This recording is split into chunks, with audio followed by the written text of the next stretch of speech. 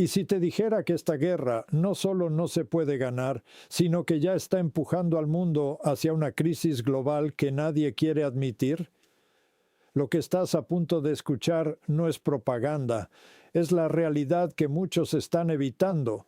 Si quieres entender lo que realmente está pasando antes de que sea demasiado tarde, suscríbete ahora, dale like, comparte este video y déjame tu opinión en los comentarios. Todo comienza con una cuestión fundamental: el despliegue masivo de tropas terrestres. Estamos hablando de unidades como la 81 División Aerotransportada, la 31 Unidad Expedicionaria de Marines, Fuerzas Especiales y, según informes, otros 10,000 efectivos adicionales en estado de alerta. En conjunto se trata de una concentración considerable de poder militar. La pregunta clave es evidente: ¿qué significa esto en términos reales de presencia sobre el terreno? Desde la administración, la respuesta ha sido deliberadamente ambigua. Se insiste en que no se debe descartar ninguna opción. El argumento es clásico: en la guerra, revelar intenciones limita la capacidad operativa. Según esta lógica, el adversario debe enfrentarse a múltiples escenarios posibles, incluyendo una intervención directa con tropas.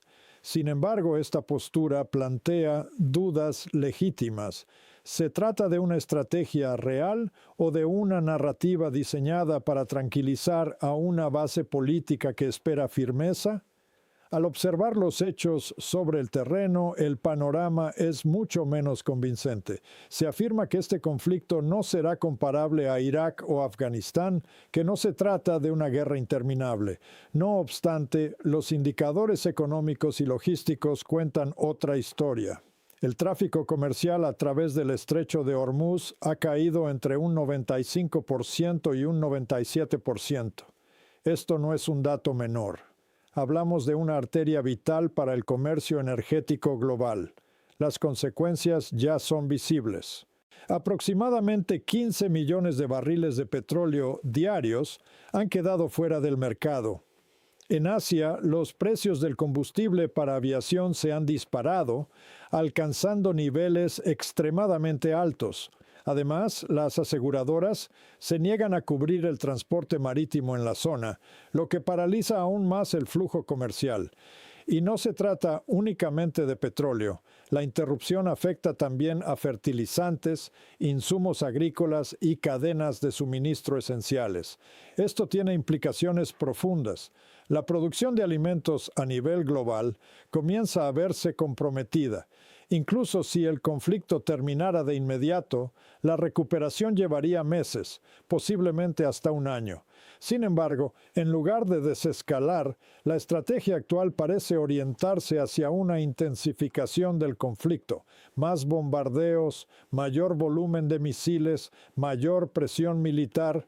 Aquí surge una cuestión crítica. ¿Existe evidencia de que esta estrategia funcione? Hasta ahora, los resultados son, en el mejor de los casos, ambiguos. Es cierto que se han infligido daños significativos, pero no hay señales claras de que el adversario esté cerca de colapsar. De hecho, continúan los ataques con misiles balísticos en distintas regiones, lo que sugiere una capacidad operativa intacta.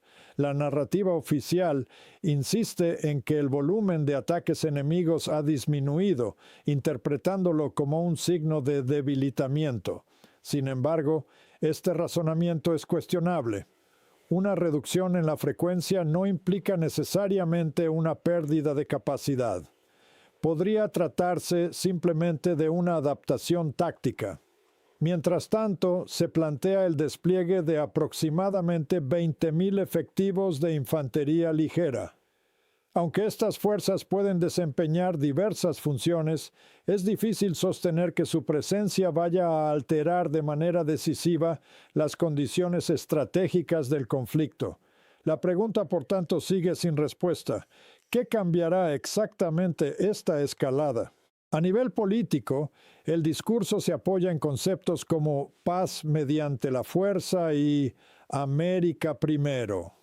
Son eslóganes eficaces desde el punto de vista comunicativo, pero su aplicación práctica resulta menos clara, especialmente cuando se contempla una intervención terrestre que difícilmente encaja con una política centrada en prioridades internas. Otro aspecto relevante es el impacto económico. Existe una creciente preocupación de que este conflicto esté empujando a la economía hacia una recesión.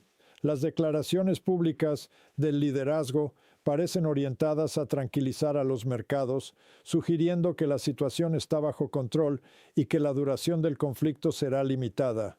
Sin embargo, esta percepción podría no sostenerse en el tiempo. En última instancia, todo depende de una hipótesis clave, un colapso rápido del adversario, pero no hay indicios sólidos de que esto vaya a ocurrir, y sin ese desenlace, el coste, tanto económico como estratégico, seguirá aumentando. La cuestión central ahora es cuánto tiempo puede sostenerse esta narrativa. Estamos hablando de días, semanas, quizá un mes. Todo depende de una suposición clave, que se produzca un colapso repentino del Estado iraní o una rendición rápida ante la presión militar. Sin embargo, no hay indicios sólidos que respalden ese escenario. De hecho, la realidad apunta en la dirección opuesta. El impacto económico global ya es profundo y en gran medida subestimado por la opinión pública. No se trata únicamente del encarecimiento del combustible. Estamos ante una disrupción sistémica que afecta a alimentos, fertilizantes y cadenas de suministro esenciales.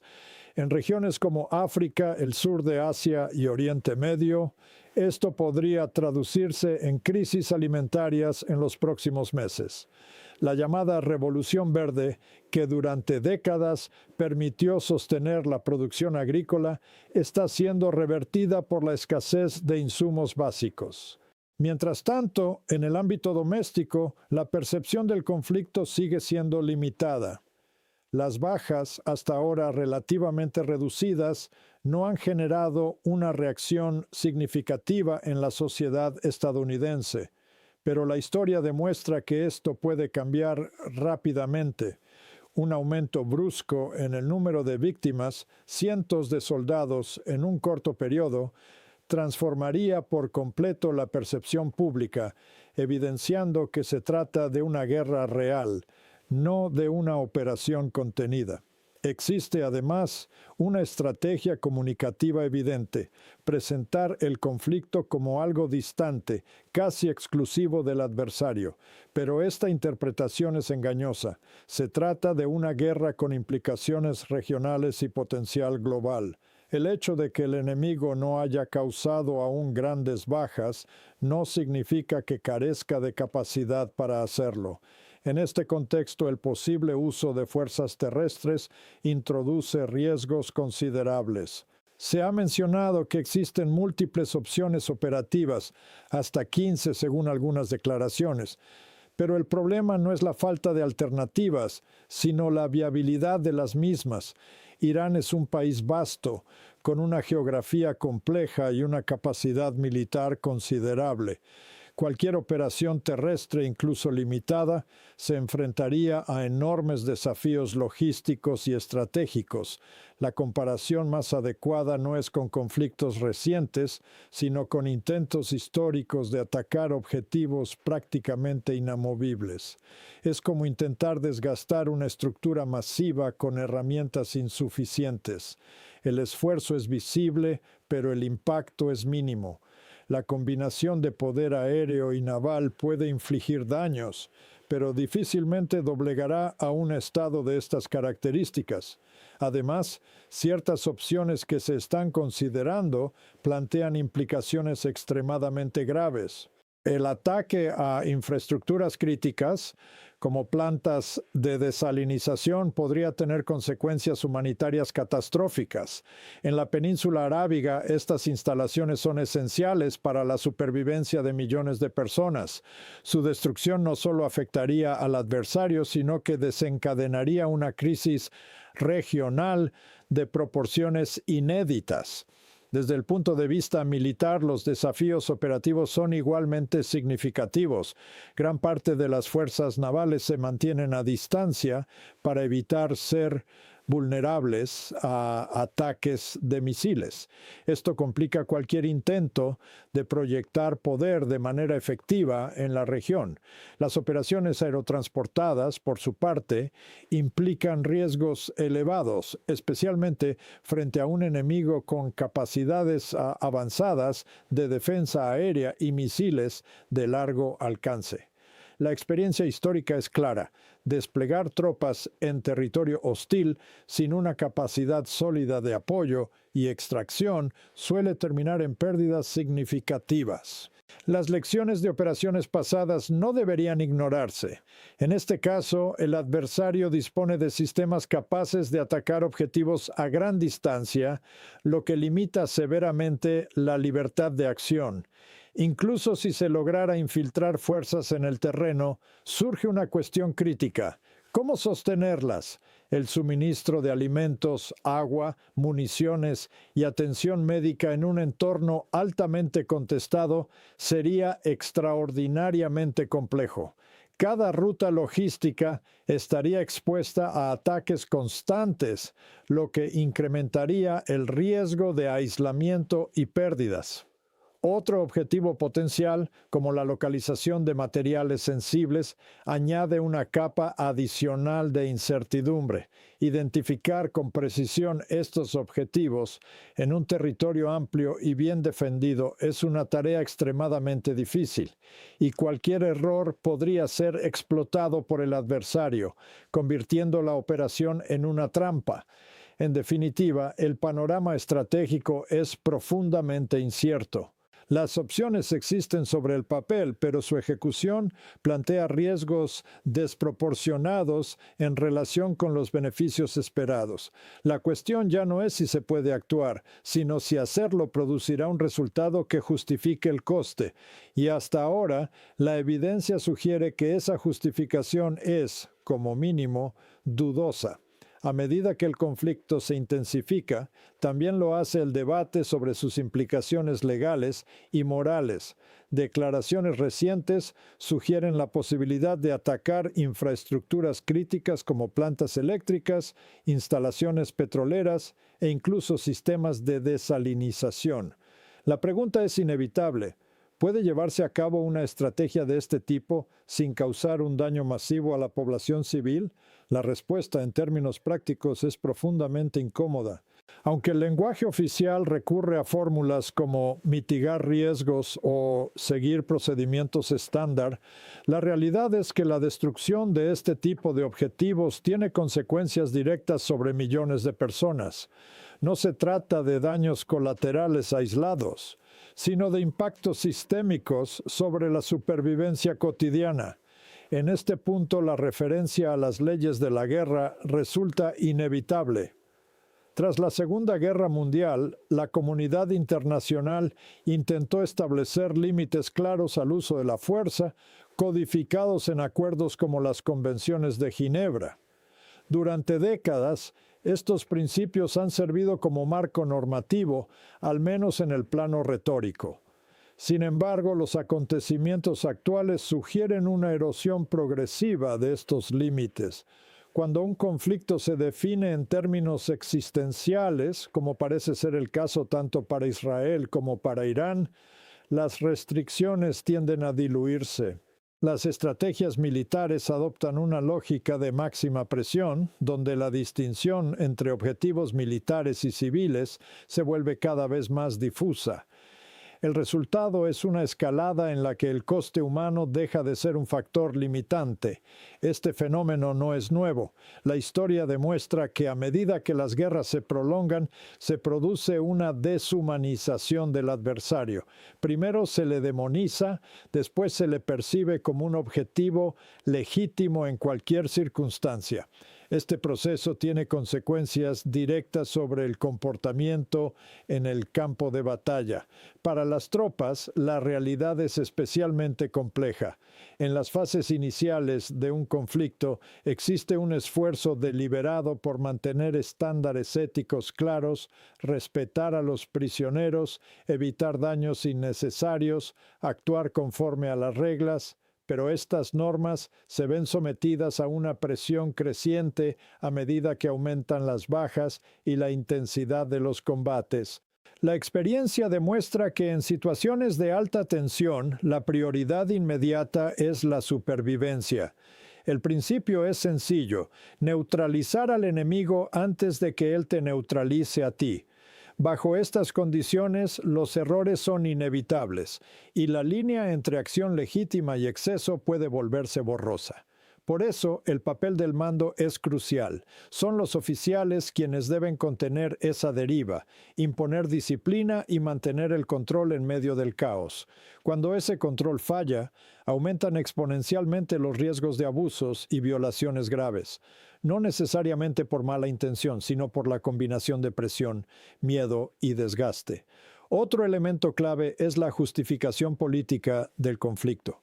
En intervenciones pasadas, como la Guerra del Golfo, se presentó una narrativa clara: detener una agresión, proteger la estabilidad internacional. Esa percepción otorgaba a las tropas una sensación de propósito y legitimidad. En el escenario actual, esa claridad es mucho menos evidente. La ausencia de un objetivo definido y alcanzable plantea interrogantes sobre el sentido mismo de la operación, y cuando los soldados perciben que están arriesgando sus vidas en un conflicto que podría haberse evitado, las consecuencias psicológicas son profundas y duraderas. Desde el punto de vista estratégico, la situación no es más alentadora. Informes recientes indican que tanto Estados Unidos como sus aliados están experimentando una reducción significativa en sus reservas de misiles interceptores y armamento de precisión. Sistemas clave como los interceptores avanzados o los misiles de crucero han sido utilizados en grandes cantidades y su reposición no es inmediata. Esto plantea una cuestión crítica: la capacidad de respuesta ante otros posibles escenarios de conflicto. Aunque no hay indicios claros de una amenaza inminente por parte de potencias como China o Rusia, la reducción de inventarios limita el margen de maniobra estratégico. En un entorno global cada vez más volátil, esa limitación no es menor. Cabe recordar además que este conflicto no fue una respuesta inevitable, sino una decisión estratégica. La lógica de una acción preventiva, basada en la suposición de una amenaza futura, ha demostrado ser arriesgada, y en este caso, los resultados no parecen haber validado esa apuesta. Ante este panorama, las opciones son limitadas. Una posibilidad es intensificar aún más la intervención, asumiendo mayores riesgos con la esperanza de forzar un resultado favorable. La otra es reconocer que no existe una solución militar viable y buscar una salida diplomática. Esta última opción, sin embargo, presenta dificultades políticas evidentes. Requiere admitir errores, redefinir objetivos y aceptar compromisos. En un contexto donde el liderazgo ha vinculado su credibilidad al resultado del conflicto, ese paso no es fácil de dar. Sin embargo, la alternativa, prolongar una guerra sin objetivos claros, puede resultar aún más costosa, no solo en términos económicos, sino también en capital político y estabilidad internacional. En última instancia, la cuestión fundamental es si existe una estrategia coherente que permita alcanzar un resultado sostenible. Hasta ahora, las señales apuntan a una combinación de improvisación y escalada progresiva, más que a un plan claramente definido. Y en conflictos de esta magnitud, esa ausencia de dirección suele tener consecuencias predecibles: prolongación, desgaste y finalmente retirada sin una victoria clara.